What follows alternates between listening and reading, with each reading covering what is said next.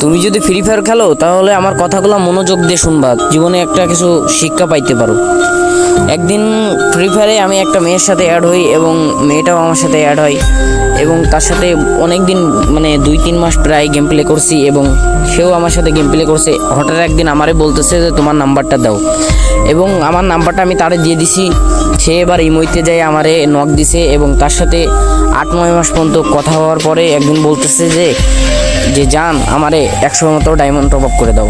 অবশ্যই দিছি, 100 diamond top up করে দেওয়ার পরেও কোনো কিছুই নাই। এবং তার কিছুদিন পরে যাওয়ার পরে আবার বলতেছে জান আমারে না একটা অমুক একটা জিনিস আমার পছন্দ হয়েছে, ওইটা আমারে কিনে দাও।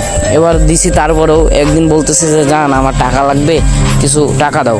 এবার তারে আমি 1000 টাকা দিছি। দেওয়ার পরে এবং ইমোতে অনেক দিন কথা বলার পরেও আমরা গেমেও প্রত্যেক দিন নিয়মিত গেম খেলতাম, গ্রুপে অনেক আড্ডা দিতাম। এবং একদিন বলতেছে যে জান আমার আর রিলেশনটা রাখা হবে না। আমি বলতেছি কেন? জান বলতেছে যে আমার বাসা থেকে ফ্যামিলি থেকে অনেক চাপ দিতেছে। তা আমি বলতেছি চাপ দিতেছে তাহলে কি করব?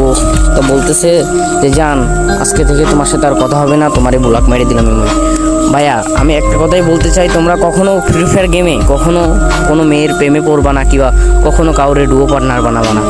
আমি তোমাদের এই কথাটাই বলতে চাই। আর ভিডিওটা কপি লিঙ্ক করে দাও যেন সব ফ্রি ফায়ার প্লেয়াররা যেন শুনতে পারে ভিডিওটা।